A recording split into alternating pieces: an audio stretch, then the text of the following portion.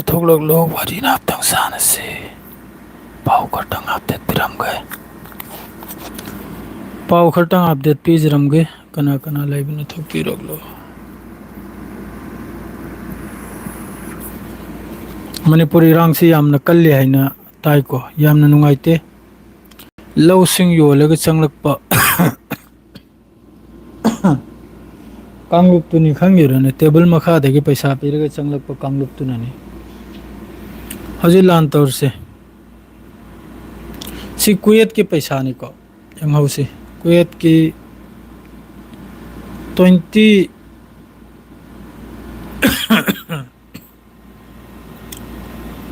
Philips ꯍꯥꯏꯕ꯭ꯔꯥ ꯀꯔꯤꯅꯣ ꯃꯃꯤꯡꯁꯦ ꯀꯨꯋꯦꯠꯀꯤ ꯄꯩꯁꯥꯅꯤ comment ꯑꯝꯇꯪ ꯇꯧꯕꯤꯔꯛꯂꯝꯃꯣ ꯀꯣꯃꯦꯟꯁꯦ ꯂꯥꯛꯄ꯭ꯔꯥ ꯌꯦꯡꯒꯦ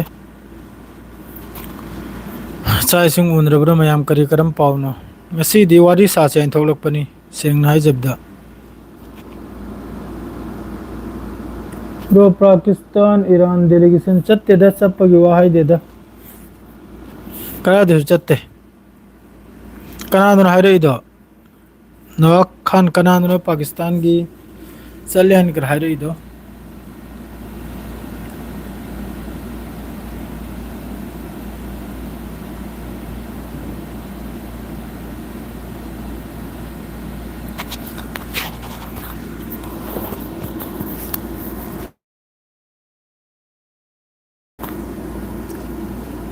ꯄꯥꯀꯤꯁꯇꯥꯟꯒꯤ ꯆꯠꯂꯦ ꯍꯥꯏꯕꯗꯣ ꯁꯤꯗ ꯆꯠꯂꯤꯁꯤ ꯃꯣꯏꯒꯤ I-24ꯗ ꯐꯣꯡꯗꯣꯔꯛꯏꯁꯤ U S vice president Witkoff ꯑꯃꯁꯨꯡ ꯀꯨꯁꯅꯦꯔ ꯍꯥꯏꯔꯤꯁꯦ travels to Pakistan for talks with Iran ꯏꯔꯥꯟꯒꯤ ꯇꯔꯞꯇꯒꯤ ꯃꯈꯣꯏꯒꯤ ꯇꯔꯞꯇꯒꯤ ꯋꯥꯔꯤ ꯁꯥꯟꯅꯕꯩ ꯆꯠꯂꯤꯕꯅꯤ ꯏꯔꯥꯟꯒꯤ ꯇꯔꯞꯇꯒꯤ ꯆꯠꯄꯁꯤ ꯀꯗꯥꯏꯗꯁꯨ ꯄꯥꯎꯁꯤ ꯊꯦꯡꯅꯗꯦ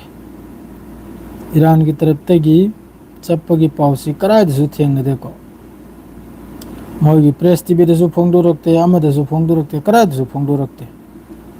ꯀꯗꯥꯏꯗꯅꯣ ꯆꯠꯂꯤꯁꯦ ꯑꯩꯁꯨ ꯒ꯭ꯌꯥꯟ ꯑꯃ ꯇꯥꯗ꯭ꯔꯦ ꯀꯔꯝꯕ ꯃꯇꯝꯗ ꯆꯠꯈ꯭ꯔꯤꯕꯅꯣ ꯀꯔꯝꯕ ꯃꯇꯝꯅꯣ ꯀꯔꯤꯝꯇ ꯒ꯭ꯌꯥꯟ ꯇꯥꯗꯦ ꯃꯈꯣꯏꯒꯤ ꯃꯤ ꯆꯠꯄꯒꯤꯗꯤ ꯍꯧꯖꯤꯛ I-24ꯗ ꯍꯥꯏꯔꯤꯁꯤꯅꯕꯨ 4:45 PM-ꯗꯅꯤꯀꯣ ꯐꯣꯡꯗꯣꯔꯛꯏꯁꯦ ꯌꯨ ꯑꯦꯁꯀꯤ vice president JD Vance Witkoff ꯑꯃꯁꯨꯡ ꯀꯨꯁꯅꯦꯔ ꯑꯁꯤ ꯇ꯭ꯔꯦꯚꯦꯜ ꯇꯧꯔꯤꯁꯤꯅꯤ ꯄꯥꯀꯤꯁꯇꯥꯟꯗ ꯄꯥꯀꯤꯁꯇꯥꯟꯒꯤ ꯇ꯭ꯔꯦꯚꯦꯜꯁꯇꯅꯤ ꯇꯦꯜ ꯋꯤꯠ ꯏꯔꯥꯟ ꯔꯤꯄꯣꯔꯠꯇ ꯏꯔꯥꯟꯒ ꯋꯥꯔꯤ ꯁꯥꯟꯅꯕꯒꯤꯗꯃꯛꯇ ꯃꯗꯨ ꯏꯔꯥꯟꯒꯤ ꯃꯤ ꯆꯠꯇ꯭ꯔꯒ ꯀꯅꯥꯒꯅꯣ ꯋꯥꯔꯤ ꯁꯥꯟꯅꯔꯣꯏꯗꯧꯔꯤꯁꯦ ꯏꯔꯥꯟꯒꯤ ꯃꯤ ꯆꯠꯂꯦ ꯀꯅꯥ ꯋꯥꯔꯤ ꯁꯥꯟꯅꯒꯗꯧꯔꯤꯁꯦ ꯑꯗꯨꯒ ꯂꯣꯏꯅꯅ ꯗꯣꯅꯥꯜड ꯇ꯭ꯔꯝꯞꯒꯤ ꯇꯔꯞꯇꯒꯤ ꯍꯥꯏꯔꯤꯁꯤꯅꯕꯨ ꯀꯔꯤꯒꯨꯝꯕ ꯗꯤꯜ ꯇꯧꯗꯕ ꯇꯥꯔꯒꯗꯤ ꯗꯤꯜ ꯇꯧꯕ ꯇꯥꯔꯦ ꯅꯥꯏꯁ ꯋꯦ ꯗꯤꯜ ꯇꯧꯗꯕ ꯇꯥꯔꯦ ꯍꯥꯔꯗ ꯋꯦ ꯗꯤꯜ ꯇꯧꯕ ꯇꯥꯔꯦ ꯑꯐꯕ ꯂꯝꯕꯤ ꯗꯤꯜ ꯇꯧꯗꯕ ꯇꯥꯔꯦ ꯐꯠꯇꯕ ꯂꯝꯕꯤ ꯁꯤꯅꯤ ꯗꯣꯅꯥꯜड ꯇ꯭ꯔꯝꯞ ꯏꯔꯥꯟꯒꯤꯁꯨ ꯃꯥꯒꯤ ꯁꯦꯝꯒꯠ ꯁꯥꯒꯠꯄꯁꯤ ꯂꯣꯏꯈ꯭ꯔꯦꯀꯣ ꯏꯔꯥꯟꯗꯁꯨ Iran replacing missile stock piles faster than before war IRGC ꯃꯃꯥꯡꯗꯒꯤ ꯍꯦꯟꯅ ꯍꯦꯟꯅ ꯍꯧꯖꯤꯛꯅ ꯍꯦꯟꯅ ꯌꯥꯝ ꯁꯥꯊꯤꯅ ꯀꯟꯅ ꯏꯔꯥꯟꯗꯁꯨ ꯃꯈꯣꯏꯒꯤ ꯁꯦꯝꯒꯠ ꯁꯥꯒꯠꯄꯁꯦ ꯑꯜ ꯖꯖꯤꯔꯥ ꯅ꯭ꯌꯨꯁ ꯑꯜ ꯖꯖꯤꯔꯥ ꯅ꯭ꯌꯨꯁꯇꯁꯨ ꯑꯩ ꯊꯦꯡꯅꯔꯝꯗꯦꯅꯦ ꯍꯧꯖꯤꯛꯀꯤ ꯂꯥꯛꯏꯕ ꯖꯥꯠꯂꯣ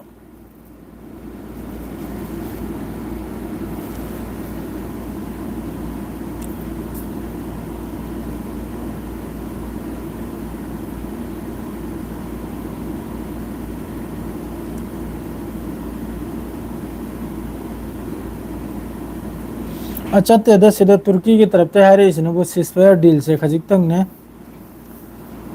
ꯆꯠꯇꯦꯗ ꯁꯤꯗ ꯍꯥꯏꯔꯤꯁꯤ ꯁꯤꯁꯐꯥꯌꯔ ꯑꯦꯛꯁꯇꯦꯟ ꯇꯧꯕꯩ ꯋꯥꯅꯤꯗ ꯋꯥꯔꯤ ꯁꯥꯟꯅꯕꯒꯤ ꯋꯥ ꯀꯔꯤꯝꯇ ꯂꯩꯇꯦ ꯋꯥꯔꯤ ꯁꯤꯔꯁꯨ ꯁꯥꯟꯅꯔꯣꯏ ꯏꯔꯥꯟꯅ ꯀꯣꯅꯣꯗꯤꯟꯗ ꯏꯔꯥꯟꯅ ꯂꯨꯞꯊꯕꯒꯤ ꯋꯥ ꯂꯩꯇꯦ ꯍꯧꯖꯤꯛꯀꯤ ꯖꯤꯁꯇ꯭ꯔꯥ ꯍꯧꯖꯤꯛꯀꯤ ꯃꯈꯣꯏꯒꯤ ꯍꯥꯏꯅꯔꯤꯕ ꯋꯥꯐꯝ ꯃꯈꯩꯁꯤꯗ ꯑꯃꯦꯔꯤꯀꯥꯒꯤ ꯍꯧꯖꯤꯛꯀꯤ ꯃꯈꯣꯏꯅ ꯄꯤꯔꯛꯏꯕ ꯄ꯭ꯔꯣꯄꯣꯖꯦꯜ ꯃꯈꯩꯗꯣ ꯌꯨꯔꯦꯅꯤꯌꯝ ꯄꯤꯊꯣꯛꯄ ꯑꯗꯨꯒ ꯅ꯭ꯌꯨꯀ꯭ꯂꯤꯌꯥꯔ ꯄ꯭ꯔꯣꯒ꯭ꯔꯥꯝ ꯕꯟ ꯇꯧꯁꯤꯟꯕ ꯑꯁꯤ ꯃꯈꯩꯁꯤꯅꯤ ꯏꯔꯥꯟꯒꯤ ꯃꯊꯛꯇ ꯃꯈꯣꯏꯅ ꯍꯥꯏꯔꯛꯏꯁꯦ ꯑꯁꯤꯗꯤ ꯁꯤꯔꯁꯨ ꯏꯔꯥꯟꯒꯤ ꯃꯥꯏꯀꯩꯗꯒꯤ ꯑꯁꯤꯗꯤ ꯁꯤꯔꯁꯨ ꯌꯥꯔꯣꯏꯕ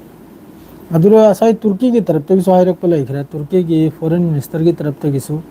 ꯌꯥꯝꯅ ꯀꯟꯅ ꯃꯅꯨꯡꯗ ꯋꯥꯔꯤ ꯁꯥꯟꯗ꯭ꯔꯤ ꯑꯗꯨꯒ ꯁꯤꯁꯐꯥꯌꯔꯁꯦ ꯑꯦꯛꯁꯇꯦꯟ ꯇꯧꯕꯒꯤ ꯋꯥꯅꯤ ꯍꯧꯖꯤꯛꯀꯤ 22 ꯇꯥꯔꯤꯛ ꯂꯣꯏꯕꯁꯦ ꯈꯔ ꯑꯃꯨꯛ ꯑꯦꯛꯁꯇꯦꯟ ꯇꯧꯕ ꯑꯗꯨꯅꯤ ꯇꯨꯔꯀꯤꯒꯤ ꯇꯔꯞꯇꯒꯤꯁꯨ ꯍꯥꯏꯔꯛꯏꯁꯦ ꯏꯔꯥꯟꯒꯤ ꯇꯔꯞꯇꯒꯤ ꯄꯥꯀꯤꯁꯇꯥꯟ ꯆꯠꯄꯒꯤ ꯋꯥ ꯃꯈꯣꯏ ꯃꯤ ꯆꯠꯂꯝꯕ ꯌꯥꯏꯀꯣ ꯑꯃꯦꯔꯤꯀꯥꯒꯤ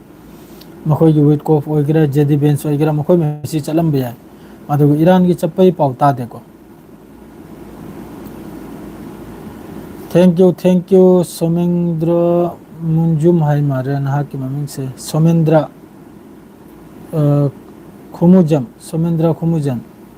अदु सिनी सिदा लोइमक हारिसि करि पोना दे एक्सटेंड तौबगी वानी दा करि गे सिदा सिसफेयर की दमकता लंबी अमफाव फात्रे अब ईरान अमसुंग अमेरिका की सिसफेयर की लंबी से अमफाव फात्रे असिगी मथक्ता डोनाल्ड ट्रम्प ना धमकी तौरुबाइनी ईरान की अखोगी फैसिलिटी कया ऑयल फैसिलिटी कया इलेक्ट्रिक फैसिलिटी कया वाटर फैसिलिटी कया असी पुनमक्सी अमेरिका की तरफ तक डिस्ट्रॉय तौनी सिनी अदुगी येंगदु येंगलेगा ईरान की सु याम साथिना सेमगत सागत प्रेस टीवी दा तो सिरे सी ईरान की मखोई की मिसाइल फैक्ट्री निको मिसाइल सिटी नि असिदे लोइना मसा मसा की replacing हाइबदी लोइना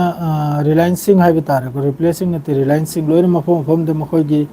stock piles faster than before ममांग दे की सु हेना हुजिक ने हेना आरो हेना कन्ना ईरान की मनुंग सिरे सेमगत सागत पनी हारिसे तो हंदक का लान तौनब तारगदी याम साथीना फादरलैंड मांगखिबगी चांस ले अदुगा जिस तरह अमेरिका की मागी पॉलिटिक्स से यामना साथीने लोखरमनी यामना साथीने लोइम होगी पॉलिटिक्स से हौजिकता तलत तौदना मखोईगी गेरल फोर्ट क्राफ्ट तो हौजिक रेड सीदे चंगजल खरमनी को रेड सीदे चंगजल खरमनी अदुम तौदना माइके मेरी दगी मखोईगी जहाज मखै से ईरान सिबु कोइजल बम तौरी अदुगी मतुंग इना ईरान की तरफ तक मागी सेम सानिबा मागी ड्रोन वगैरह मिसाइल वगैरह लोइना एदगी जेट फाउबा पूरा तैयार ने धमकी से अदुम असिगुम्बा धमकी से तौबसिननी ईरान की तरफ तक स्ट्रेट ऑफ हार्मस बंद तौखरिबा है अदुम तौखरिब नते अदुगा लोइना ना होजे कनोम की तरफ तक सहायरा खरमनी हुती की तरफ तक सुने हुती की तरफ तक हायर सिनबु मखोइसु बाब अल मंदिब से थिंगनी सीनी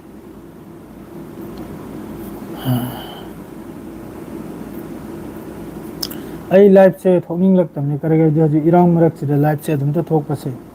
मी नुआइना दुसु यावरा खंगिद्राने मी साउनिंग बसु यावरावने अदु खबर सी फजन फमलेगा पिरपदु पिरुरगे ngasi लाइफ से थोकला गाय थोलपुन आइसु थोकनिंग मनते लाइफ से हजिकी मतंग से सेंग नाइबदा करगे दी जिस तरह हजि इरांग तौरिबा अद्रेदी माइकेम द वन रिबा सी मखैसी उरुरेगा लाइफ पर से थोकनिंग दब जातनी मयाममसु साउंड भी यावरे सोशल मीडिया दा लाइफ थोकतबगी थोकतबना फै हाइना अदु उपाय लेतबा यामना इंपोर्टेंट नि डोनाल्ड ट्रम्प ने धमकी से डायरेक्ट नि करिगुंबा ईरान ने दिल से तौदब तारगदी ईरान की मफम कयाम दा याम साथीना स्ट्राइक तौनी सिनी अदुगा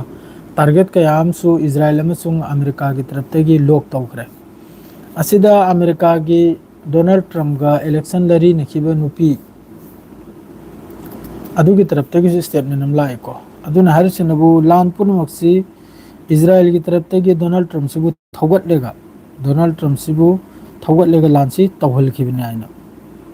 असेना साइ नुंथिल दसु असिगी पाउसे हरममनिको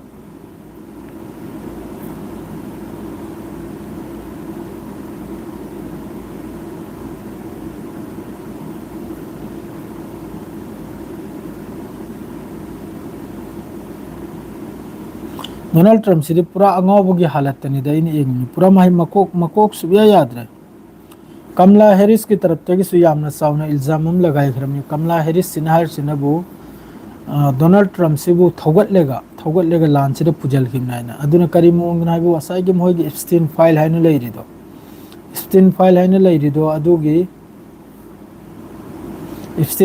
लेरिदो अदुगी असाइगे प्रचार यामना साथीना सोशल मीडिया दा नैनबदो डोनाल्ड ट्रम्प की ममिंग से बार बार लाइदोना अदरेदी लीडर मकोक चिंबा कयागी सु ममिंग से बार बार लाई अदुना मरम ओइरेगा अदुगुंबा पोतुदगी प्रजा मयाम सिबु लैथोक हन्नबा ईरान की मथक से अकलबना लान से तौखिमनी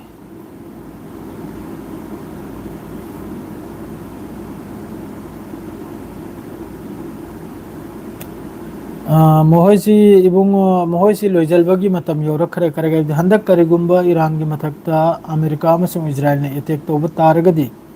हंदकति काबगम लोइजलगनी ngasi ayuki पाउनी इजराइल मनुंगदा बिल्डिंग अपार्टमेंट बिल्डिंग लिसिंगम की मथकता मी लेबगी मौंग द लेत्रे सिनी अदुगुम बिल्डिंग मखैदो ईरान की मिसाइल ने हिट ओइबा ईरान की मिसाइल ना थोगाइरंबा असिन मरम ओरगा बिल्डिंग इजराइल मनुंग द सोकते हाय मखैदो की पावनी सी बिल्डिंग लिसिंगम के मथकते अपार्टमेंट सिविलियन से यावख्रमनी मासिदा अखोइगी कंपनी कयाम से यावख्रमनी को अदुगुम्बा बिल्डिंग सा मगी लिसिंगम की मथकता डिस्ट्रॉय बगी वाने अदु अदि यंगु मोहोइदसु याम सादेन सोख्रमनी अदुगा तेल अवीब तसु यामना चावना नेतन्याहु की अगेंस्ट ता होजिक ता प्रोटेस्ट से तावरी मफम मफम द प्रोटेस्ट ने होजिक ईरान दत न इजराइल दत नते को अमेरिका दसु प्रोटेस्ट नि लोय मक्त मफम खुदिंग दा गाजा की मरम दो इगरा लेबनान की मरम दो इगरा ना ईरान की मरम दो इगरा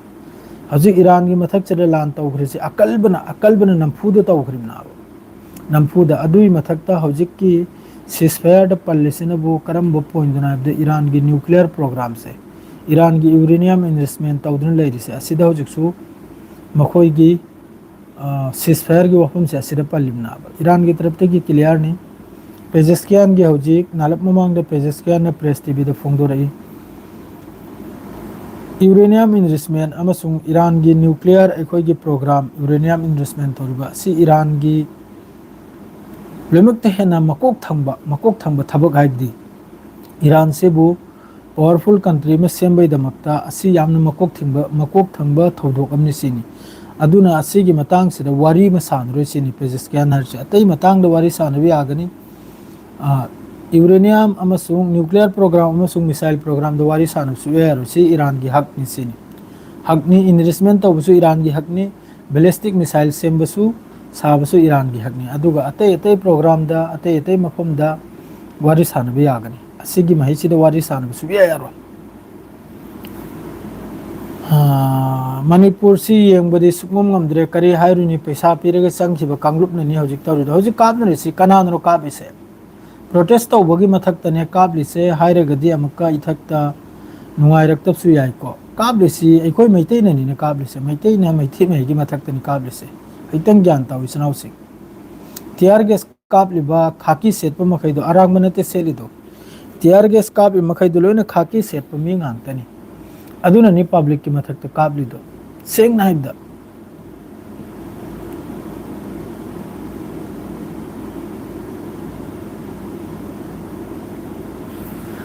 यामना तोइना नत्ते दा अइना हौजिक्की पाउसिबुदि अइ अदुम सेकेंड खुदिंगी पिरकपसु बेरा लेते करेगदि हौजिक्की मतमसिदा खजितंग इरांगदो फत्तमनिना अवाब मतमनिना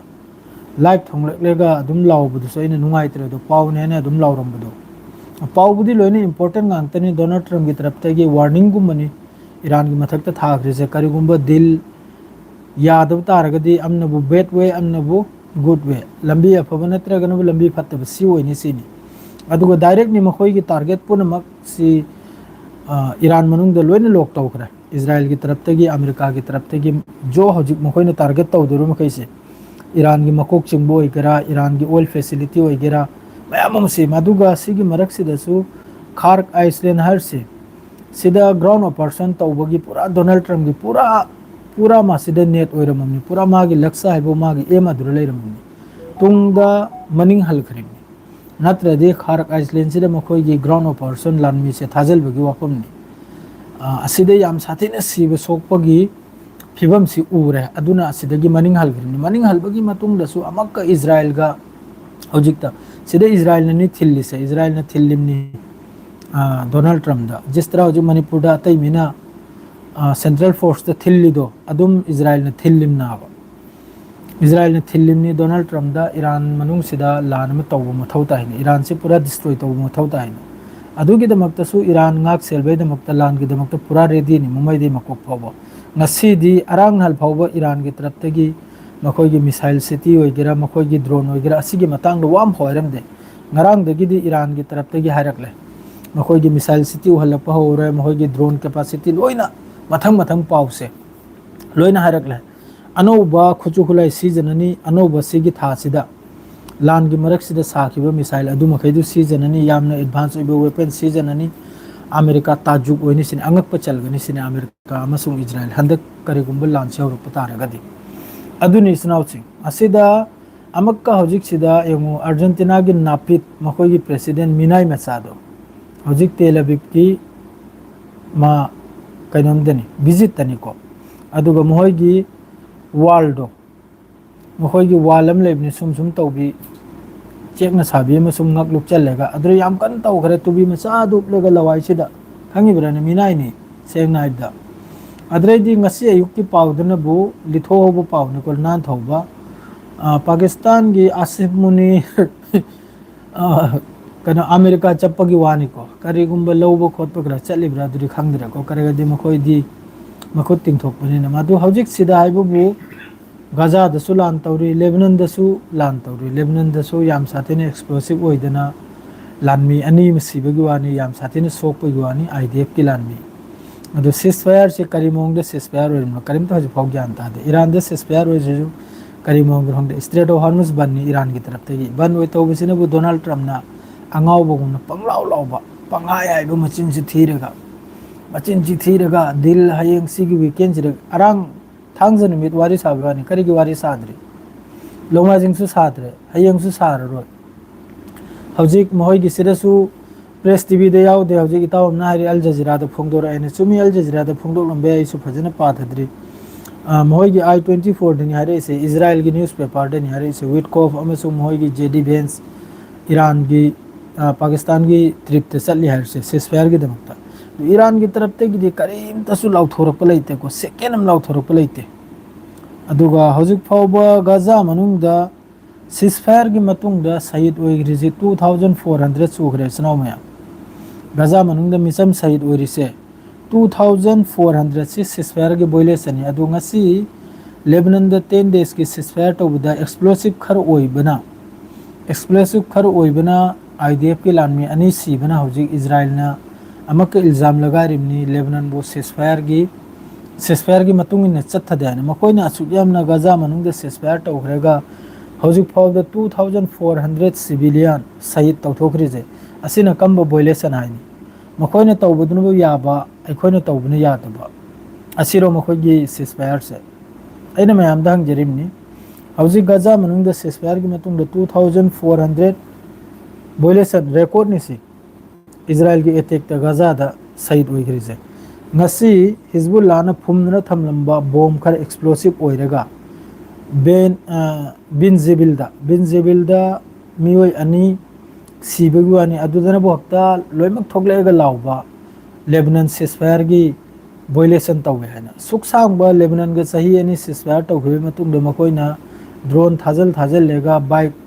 ta chatpa mioi egera car ta chatpa mioi egera khajikira makoina site taw thokribu masing makha leitre me site taw grami adudana bu violation oide makoi da ta tawro di violation asini asida so ekoi gi leiriba Islamic country makai si loina masil mi andana leirimi loina makoi makai je kari haini da hani ngai leitri makoi mai si gi matang wa ma haning de seng hai du pura hauji Somalia da Israel की तरफ ते action मचा भक्तंग अदु की पाव से फजन detail से लौद्रे को Arab country पुन मंगन कंडेम तो खरिमनी ने कंडेम नते चिकन इप्तने ना इजराइल बो सोमालिया दा अदु सुमी खक्त थाबदा मखोई की दूत हाइब्रा राष्ट्रदूत हाइब्रा को एम्बेसी रे कइनो अदु खक्ता थारगा यामना साथीने सोमालिया सिदा होजी इजराइल ने खल्लिसना बु गाजा की मी मखैसे लोइने लौथोक लेगा सोमालिया सिदा ताहलबा असी की प्लानिंग नि खल्लिसे गाजा से पूरा कैप्चर तौरगा वेस्ट बैंक से मी मखै से पूरा लौथोकलेगा सोमालिया है मफम से पैसा अगर पीरेगा सोमालिया से लोमतेन लाइरब देश निको सिगी पॉलिटिक्स नि मखोइने सानरिसे असिददी अरब कंट्री मखै लोइने चोंगजंदना कंडेम तौखरे लोइना तुर्की दगी होना इजिप्ट दगी होना सऊदी दगी होना कतर दे होना ओमान दे होना जॉर्डन दे होना लोइना सोमालिया दा इजराइल की मेन मकसद है वो गाजा की फिलिस्तीनी मखै से जो तो वेस्ट बैंक की वगैरह गाजा की वगैरह से प्लानिंग नहीं को सी अच्छा वो मखोई की प्लानिंग नहीं पूरा सी खाली तौर का मसर डगरा ता हलवे वाले थे मसर ने दी ममांग ने सो रिजेक्ट तो ठोकरा मीम संघलो है ना मसर न सो सीरिया न सो जॉर्डन न सो अमा मन सो हौजी मखोई की मियंग से कइना दे लाइर बदे सोमालिया सी पूरा कैप्चर तौरगा असिदा गाजा की मियोई मखै से असिदा ता हलबगी मखोई की प्लानिंग ना इजराइल की मकसद नहीं लेबनान से लौजल लेगा लेबनान की मियोई मखै से जो असोम द इंथोकपगी वानी सोमालिया हारि मफम सिदा सोमालिया हारि मफम सिदा मासिसु मुस्लिम देश हमनि मदुगा लाइरमनि को सोमालिया से याम साथिन लाइरमनि असिदा पैसा खर पीरेगा माद्रेदी बॉम्बिंग याद्रे खर बॉम्बिंग तौगनी कइनोम खर तौनी अदुई मतुंगदा मखोई सिबु अहोमदे इंथोखिबा अदुनी मखोई की प्लानिंग से असिदादी लोइमक चोंगजंदना कंडेम तौगरे मखा तामनु बुसिना कइनो भाई न्यू ईरान आई लाख ए कमेंट से अमतंग पाखिगे मयामगी हंदक लान तौरकलदी अरब सिंह एयर स्पेस हंदक लान तौरदी आई वखलदा अरब सिंह एयर स्पेस से पीने हाइब थाजदे पीसु पीरो करिगदी अरब की तरफ तगी सु स्टेटमेंट खर लैके करिगदी मखोइन वाब कांदा ईरान स्ट्राइक तरुप कांदा अरब मखैबु अमेरिका की तरफ तगी ngak selba ngamkhide haina yamna sathina makhoi makhaisu machil pomna southern leirimniko aduna karigumba handak ke lantur karigumba handak arab makhaina karigumba air space pi batarba hojikti mamang da lan tawkibu iran na short range missile ni season akrido makhoi ge qadir haiba karikanu masam zada handak ti soida makki makhoi gi khurram seher ama mase soida makki season rani piro handak ti pina thajadre अदुग लान से तौदमना दि फै वाखल तौरदि Iran गिसु याम सादेन नुकसान नि Iran the so हजु फाउद मी लिसिंग अनि गी मथक्तनि सहिद ओइग्रिसे अशोक पनबो कम से कम मी लिसिंग कुल कुंथ्रारोम नि अदुग डिस्ट्रॉय सु याम साथिन ओइग्रे ईरान गिसु ओइदम नते अदुमपु ईरान गे पुल कया ब्रिज कया रेलवे स्टेशन कया याम थुन सेमगत की ईरान मनुंदा अली खामेनी हिंगली हारिसी अचुंबा पावरो कनानो हारिसे आले खोमनी हिंगली हारिसे अदुई मीदो अमक्ता पुथोरो अमक्ता आईगा अमक्ता ngangnege राशि खान दो हजिक अमेरिका की तरफ तगी वार्निंग दी ईरान दे थाखरे अदुग तुर्की की तरफ ते हारिसिने बु सिसफायर की डेट से खर में एक्सटेंड तौसिनिको अदुग अमेरिका की तरफ तगी सोम द साइप्रस त सो मखोई की कार्गो C-17 हारिबा कार्गो फ्लाइट तो ताबगी वानी अदुग बेन गुरियत एयरपोर्ट सु कार्गो जहाज खुचुखलाजे पुरक लेगा याम साथीन पुजलकपगी वानी पूरा लान की दमकता अमेरिका से पूरा रेडी होइखरे रेड सी द मखोईगी हजिकी गेरल फोर्ट टू चंखरे त्रिपोली लाखरे सोमनबु जॉर्ज बुश लाखरे असुम तौदना माइके मरी सिदगी इसिंगी लंबी सिदा ईरान बु कोइजलखरे को अदुगा ईरान के पोर्ट कयाम सु अमेरिका की तरफ तगी ब्लॉक नि होजी असि पुन मक्सी एंगलेगनी ईरान की तरफ तगी हजि ईरान के मिसाइल सिटी द संगलेगा उले इबमयाम से ईरान सु लान की दमकते रेडी ने आइना ईरान सु अनोबो missile हजिकता Semba सिगी थासिदत Semba drone सिगी सासिद सिगी सलिबे थासिदत सेमदोकपा missile असिने सिंगबा अनोबो खोचो खुलाइगा Israel की मथकता अमसुंग अमेरिका की मथकता टारगेट तौनिसिनी अदुगा लान से हौबा तारदी हजुक फावदा अमेरिका की जहाज कर इसिंग सिदा समंदर द ईरान की मिसाइल की रेंज तनिको असि पुनमक से हाना लुफलगनी सिनी डिस्ट्रॉय तौनी सिनी ईरान की तरफ ते लान सी हौदम नदी फै आइगी वाखल बदी हौरदी अनिमक केसु ईरान गिसु याम साथिन सिगनी माद्रेदी वीडियो खरम गौजी याम कन वायरल ओइरिमनी एखोइगी नापित सन मथि जाब खरम न ईरान की नुपी नहासी थोगहंदे माद्रे कनम तो इन खुचु खुलाई पायरगनी मखोइगी आर्मी दे द लंबी द कुमलै दो AK-47 पायरगनी प्रेत ते यावरई मखै दो नुपी मखै ईरान दसु अंगांग पिकलबा हुस्ताबा अंगांग दगी हौना अहलमल ओइर फावबा लान की दमकते लोइने रेडी नि लाख तरा ईरान द पुरा हौजिक लान की दमकते रेडी नि ग्राउंड फोर्स ते चंगलक केरा नहय करीमोंग द तौरकेगी लोइना ए दगी जेट फावबा ईरान द पुरा रेडी नि करिगुम सिगी तंजासी द ईरान की मथकते लान तौरक तारगदी इजराइल की सु याम साथिन अमांग मनि बिल्डिंग लिसिंगम की मथकता मी लेबे याखिद्रे हाइख्रदी ईरान की मिसाइल सिने याम साथिन थेंग क्याबा इजराइल मनुंग सिदा याम साथिन थेंग सी मखोइगी हार्टेस हाइरिबा न्यूज तो अद्रो फोंगदोर एमनि याम साथिन सिसु सिग्रे याम साथिन मचिन थीरिमनि मखोइने मी 35 कुल तरokलम त सि हाइरिबा याम साथिन सिग्रम बिल्डिंग लिसिंगम सिदा बिल्डिंग सा मखक्ता फजने डिस्ट्रॉय होख्रसु अद्रो मी खरम जि यावरम मनाब सोइदमकि मचिन थीरिमनि लोइना काबकम सिग्रम सिदा इना नुंगाइ तबाइबो जिस्त्रा हौजिक गाजा मनुंग दो ओइरिबा लेबनान मनुंग दो ओइरिबा कराम तो वांगांग दे लोइना चुपनि हजि ईरान का लान तौनोय मतुंग न मखोय मक थोकलानि हंगोय खोंबगु नोंजु थादा असिनी ईरान की पाव से ताव सिंग जसा एनी टाइम द लान तौंग हिबि आइ कुनो ठीक लेते हौजिक इजराइल की टारगेट लोइने लोकनि अमेरिका के टारगेट लोइने लोकनि डोनाल्ड ट्रम्प की मसिन दे सुथा थाजबि यादे सिसफायर एक्सटेंड तौब तौदब करिम द थाजबि यादे हौजिक नुमदा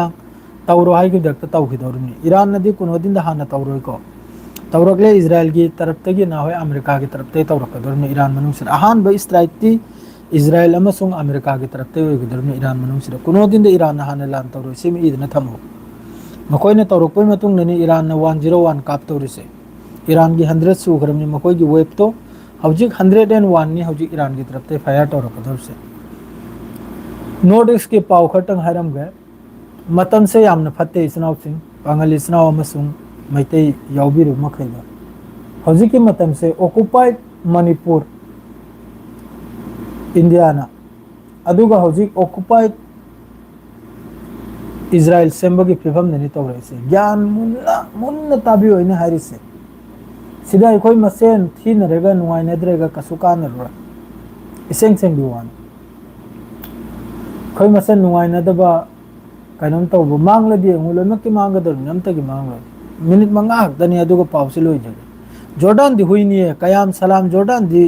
सिदा लैरि मखैसे लोइना आई अकाम पेट nganning दाइननि खंगिब्रेना कॉल चे कनिंग दरे सेंगनाइदा सिदा लैरि मखैसे लोइना मिनाइनि सेंगनाइदा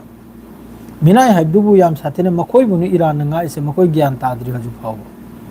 ईरान नंगा इसे हौजिक लेबनान दे येलो लाइन हाइन तौखरे लेबनान की पाव तावने लेबनान दा हौजिक इजराइल ने येलो लाइन बफर जोन सेम खरे साउथ लेबनान काबक अम रिताली रिवर हाइब्रे करे अदु फावदा अदु इजराइल की ओइखरम अदु मखोइना हाइखरे मखोइ की सिक्योरिटी थ्रेट ने हागे थ्रे साउथ लेबनान दा साउथ नॉर्दर्न इजराइल अमसुंग साउथर्न इजराइल दा अदुना खतरा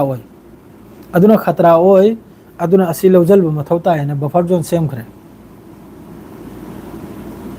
तुर्की की पावदी तुर्की की हौजिक की मोहय की फादेन हाइब्रा करे हाय मोहय की फॉरेन मिनिस्टर दो अदुना हारिसिनबु एक्सटेंड तौसिनी पाकिस्तान का वारी सानरिसिनी सिस्फायर की मतंगदा ईरान की तरफ की क्लियर ने 10 पॉइंट वारी साननि बोडी याय अदुरगी हेंदोकलेगा वहाई अमदे ता वारी सानरेना यूरेनियम इन्वेस्टमेंट तौदन लेबा मखोय की मथेल दो अदुसु पीरो हाय ईरान की तरफ तगी अदुग लोइनना ईरान की हौजिक नुकसान होइख्रिसे असिसु सिंगलप मथौतानी 270 बिलियन से असिसु सिंगलप मथौतानी सिनी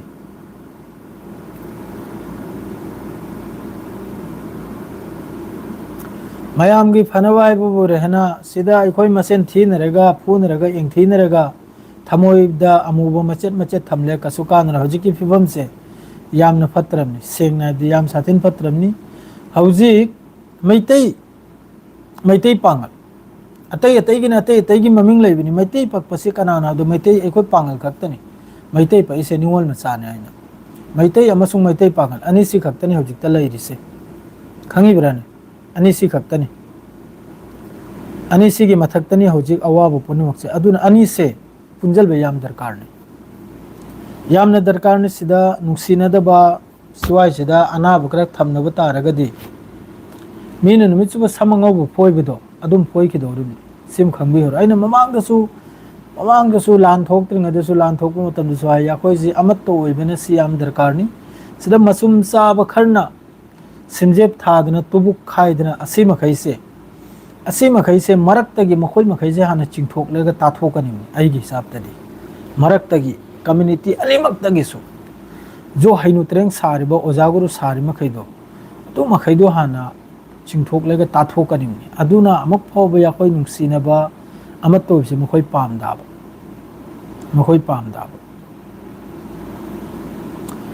तुर्की की तरफ ते कहीं तुर्की की तरफ ते एक्सटेंड तौसिनी ईरान की सिस्फायर से एक्सटेंड खरम तौथोसिनी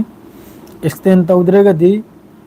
कानरोइसिनी सिस्फायर से ओइबंगमरोइसिनी एक्सटेंड तौरगा पाकिस्तान दे चांस अमखक्तंग पिबिउसिनीदा वारी से मखाताब ईरान की तरफ ते की क्लियर नि 10 पॉइंट वारी सांद्रसु साननी ईरान की तरफ ते बार आइना हारनी ईरान ने सिस्फायर तौरे मागे 10 पॉइंट दुदनी अलोइ बि वाकक पिनी स्नाउचे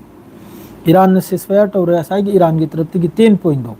पॉइंट तरा खक पीखिबदो यूरेनियम इन्वेस्टमेंट दा चंगलक्तबा ईरान की न्यूक्लियर प्रोग्राम की मरक्ता वा nganglक्तबा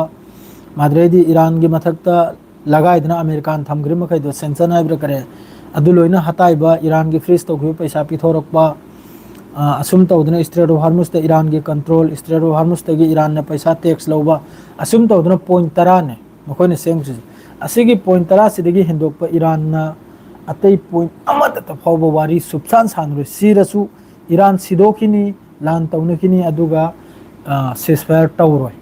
American hauji hare imnubu Iran da nuclear Iran gi nuclear program se chahi kul matung de inthagiba adredi Iran gi uranium du pithorakpa adu karai dagi Iran na yagadawri uranium du gi matang na natro suyam scientist kayam major kayam general kayam makok chinglaba IRGC gi sayid tawgredo Ali Khamenei kari gi damakta sayid oigrimno uranium du gi damakta natro adu hakte pithorakan rakta chonggelega ceasefire tawniro lan se hoju pau kana na ngami no khoi khangdriblo mayam lan se hoju su nahi thame lan tam na khujur kana na lan se ngami se America na kai do kare ceasefire se kana na tawrim Iran na tawribra ceasefire gi wahum pura se kana na America na natro lan ngamba mi na ceasefire taw se hare kaniro kuno din da hai bande mai pak pa desh na kuno din de ceasefire taw se hai bande mai pak tabduna bu Donald Trump gi sakal du udro Facebook ta ina thangat kimni yemu sangjalega matiem khaptang anabagi halat ne sumni ujiri el anabagumna tumbagra yadramne sengna anabo ina oiramne adui mathakta hoji America manungda magi against ni Israel de Netanyahu gi important update ama Netanyahu na moigi court moigi hoji ki tarik to ama sung mabo amutang map to bi haina tarik to yei thabi ne request to khare Netanyahu gi mathakta su corruption haibro corruption gi case chaliri khangi brane yam sathin chaliri madre somne Donald Trump no Epstein file gi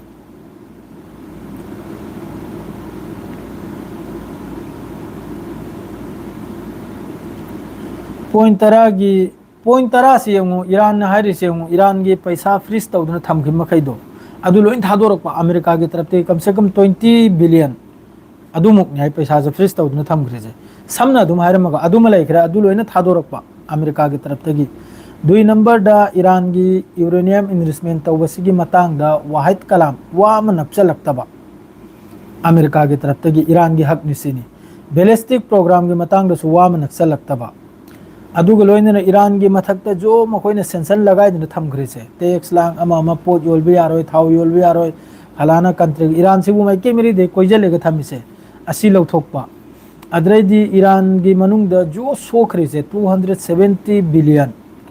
asi pun maksi hanna semlamba sagatlamba Strait of Hormuz ta full control Iran gi Strait of Hormuz ta gi chatpa jahaz khuding da gi 2 million loba asi makai si samlapna ni asi makai si makoi gi 10 point ri yawrim ni khangi brane asida uranium gi matang da 10 point sida uranium gi nuclear program gi matang da yaw de ko ina dum hapchalim ni ko sengna ibda asigi asagi uranium amasung ballistic missile se sida na lan se lawri se Strait of Hormuz ta sulawrim nate asagi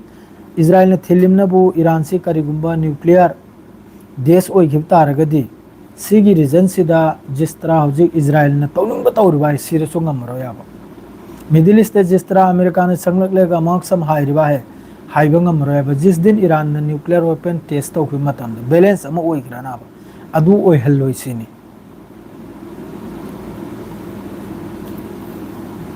Lebanon gi lamkhar law dina yellow line haina amka sem khare jistra Gaza de yellow red line and sem bado adum same khare si America ge politics ne America na hairim na busi loina mapandata pawsa sanrim ne ko kabakam sangjal kharam ni IDF ki lan mi se adui matung de ceasefire to ni ceasefire si tawrega America na hairim na bul law khri nang na sangjal khri lam do nang gi oiram ni nang ceasefire to sin adu ceasefire se to adui lam do thado re din ni jistara Golan Height te gi hojik changjal lega aro changjal lega Syria manung da 10 km changjal kharam Syria da adu gi 10 km do gi so hojik Syria gi hojik ki napit aiga nai niri napit mina ya higa khangi brane Israel go wari sana bewani adu gi lawjal ki du thado adi Golan Height chem ka pithok lam go dori adu thado khalega Golan Height chi ju Syria gi ni ko Golan Height har se asiam ka pithok lam go dori aba napit aina khangi brana sai 10 km lom changjal khrido Damascus makoi gi capital dagi yamna lap 3 km kul manga kunthra rom tari ngai rami lawjal khri se amakkan nau na Israel gi taraf tai adu makai du thado ega Golan ha cham ko pitho ka dor minai aina khangi brana minai makai sina adum taw dun loina pitho lom godor ni loina pitho lom ma gi greater Israel gi ma gi politics to sida Iran gi matta am nuksan hoiro Iran chumi Iran gi destroy kar oi gi ai Iran gi oil facility gas facility khar toy gi tum gi ai ko अदुगा greater Israel दे Iran याउदे greater Israel दे याउरसे अखोइने लैरिसि Iraq ने Syria ने Jordan ने लेबनान ने असि मखैसि तनी अखोइने लैरिसि याउना अतै कनामते याउदे कतर सु याउदे दुबई सु याउदे ओमान सु याउदे ईरान सु याउदे मागी ग्रेटर इजराइल की मैप तुदा अदु ईरान ने लान तौबिरबे मोहोइगी दमक्तना मोहोइबु ngaक सेलिमना ईरान ने तौरबाय मोहोइगी डिफेंस की दमक्तना अदुगा चाक चाद्रिमनि थी जारिमनि सेंगना व्यस्त अफरुल्ला चाक चागेद्रिमनि सोमगी देश मखैसे खंगिब्रान जिस तरह होजिक हिमालय पाक तौरिदो अखोइगी मीना अखोइ मथक्ता कापि टियर गैस अखोइ मीदुरी प्रोटेस्ट तौगनिमने अखोइगा पुन्ना कइनो तौरिसे आइन साइ सरकार की मचुम खरदो चाबगी दमक्ता सरकार की मचुम खरदो खंगिब्राने अइना साइ वीडियो को थेंगरमी चढ़ौरोक्रा हाइरिने नंग नानथौरोक्रा हाइना हाइरिने अखोइ लोनना मणिपुरी लोनना इमामा संजल बकांदा अदरदि लावरियन नापिद हुइयमना अतै मसानी हुइदुना हाइरि नुपी पुलिस कौरो ओक्रा हाइगिना हुइथुदुना अदुमग्रा तौखली नुपीदुरा पावरेम सादना हाइनिंगदे यामना हाइनिंगदे ओइरे अदुनि इजनाउसिंग ईरान द लास्ट धमकी तौखरे अमेरिका की तरफ तेगी एनी टाइम दे लान थवोकपे याय अदु तुम भी यारो कनामता अपडेला आदि पिरकनी इंशाल्लाह सोइदमक्की से हरगलो इजरगे अस्सलाम वालेकुम।